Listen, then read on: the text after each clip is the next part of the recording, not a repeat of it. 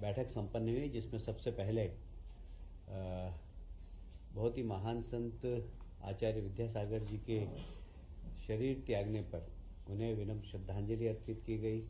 2 minute का मौन भी रखा गया और निश्चित रूप से एक बहुत बड़े संत को समाज ने खोया है, इसके प्रति दुख भी प्रकट किया गया।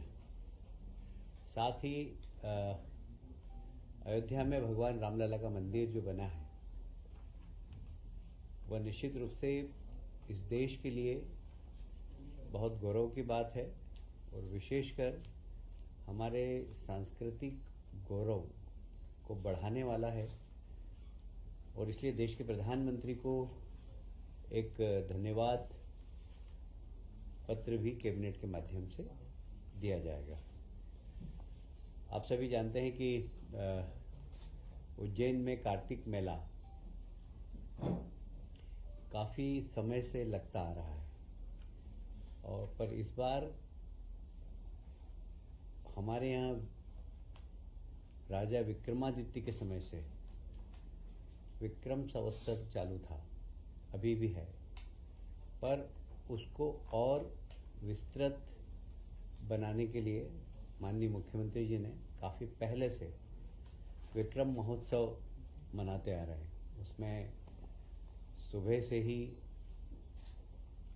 शिप्रा नदी के किनारे लोग सूर्य की आराधना करते हैं और इस बार विक्रमोत्सव व्यापार मेला आयोजित करने का निर्णय लिया गया है। इस व्यापार मेले में उसको और आकर्षित करने के लिए ऑटोमोबाइल्स पर छूट प्रदान करने का निर्णय लिया गया। जिस प्रकार ग्वालियर के मेले में ऑटोमोबाइल्स को टैक्स में छूट दी जाती थी 50%, उसी प्रकार विक्रमोत्सव मेले में भी ऑटोमोबाइल्स पर 50% की छूट दी जाएगी। ठीक है।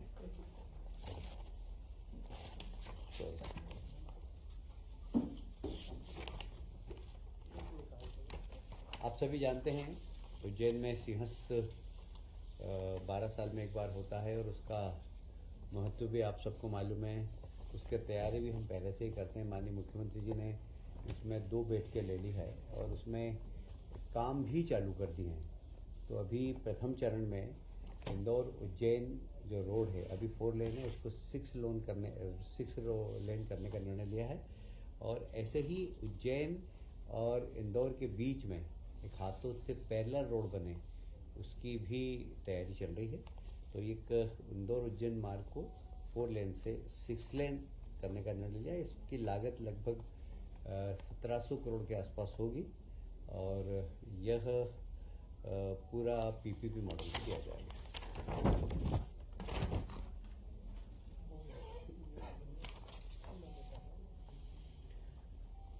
मध्य प्रदेश, आप जानते हैं कि देश के प्रधानमंत्री ने नई शिक्षा नीति लागू की है। उसमें शिक्षा की गुणवत्ता और ऑटोनॉमस कैसे विश्वविद्यालय काम कर सकें, इसके ऊपर जोर दिया गया है।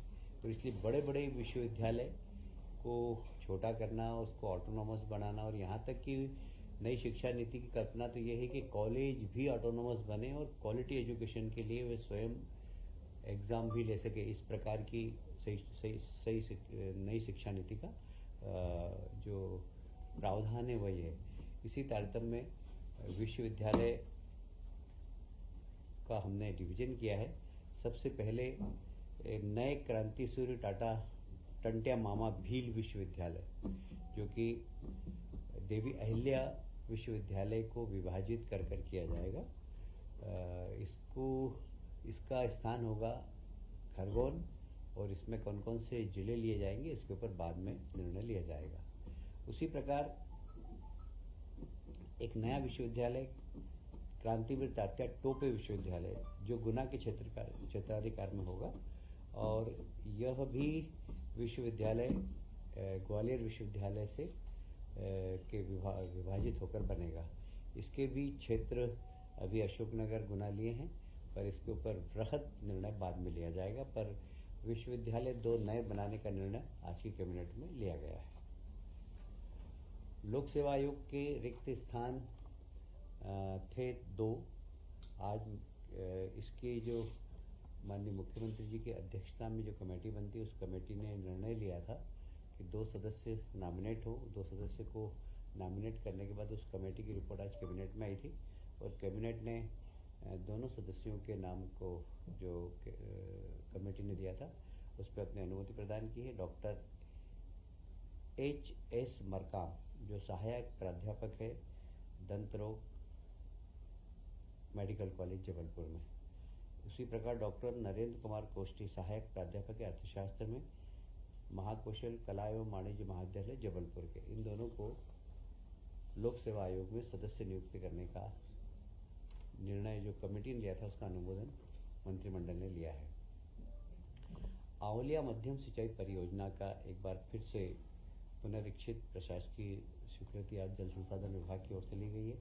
यह खंडवा तहसील में खालवा ग्राम रोशनी के समीप घोड़ा पिछाड़ नदी पर आंवलिया माध्यम सिंचाई परियोजना प्रस्तावित है। यह बहुत महत्वपूर्ण है निमाड़ के लिए और वर्ष 2017 में इस परियोजना के माध्यम से 5000 हेक्टेयर जमीन सिंचाई के लिए सिंचित करने के लिए इस योजना को लागू की गई थी। इसकी 165 करोड़ की स्वीकृति आज कैबिनेट ने दी है। इससे निश्चित रूप से किसानों की खेती में बड़ा लाभ होगा। सिंचित होगी तो हमारे किसान भाई 3 खेती कर सकते हैं। पंचायत और ग्रामीण विकास विभाग का एक और महत्वपूर्ण विषय था।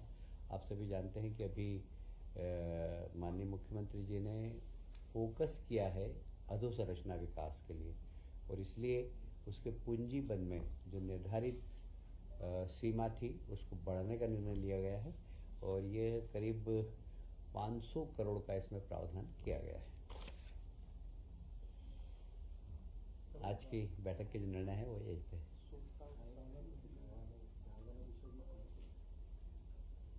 आज कैबिनेट में अनौपचारिक रूप से जो गौशालाओं को और मजबूत बनाना और सामाजिक संगठनों के माध्यम से गाय जो सड़क पर घूमती है वो गौशाला तक पहुँचे और गौशाला की आर्थिक स्थिति भी ठीक हो, इसके लिए सरकार कैसे योगदान दे सकती है इसके बारे में आज चर्चा हुई है। पर इसके लिए एक अलग से विस्तृत चर्चा के लिए माननीय मुख्यमंत्री जी ने कहा है कि इसमें कैसे गौशालाएं अपने आत्मनिर्भर बन सके, उनके गोबर, उनका गौमूत्र।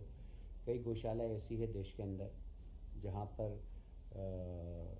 गाय के गोबर से अगरबत्ती बनाई जाती है, गाय के गोबर से पाउडर बनाया जाता है जिससे कि लोग नहाते हैं, साबुन बनाया जाता है गौमूत्र से। इस प्रकार बहुत सारी ऐसी गौशालाएं जो आत्मनिर्भर हो गई हैं गौमूत्र और गोबर की सामग्री बनाकर। हम उन गौशाला का अध्ययन भी करेंगे और गौशालाएं कैसे मजबूत हो इसके लिए सरकार काम करेगी। जो गौ माताएँ सड़क पर भटकती है और एक्सीडेंट में लहूलुहान हो जाती है, ये निश्चित रूप से हम सब समाज के लिए दुख की बात है और हम इसकी जिम्मेदारी के साथ गौ माताओं के साथ उनका संरक्षण हो, क्योंकि जो बूढ़ी हो जाती है, उनकी दुर्दशा हो जाती है, तो उन सब के लिए एक अच्छी गौशाला बनाए, वहाँ उनको मेडिकल सुविधा मिले, इसके लिए सरकार एक वृहद प्लान बनाएगी।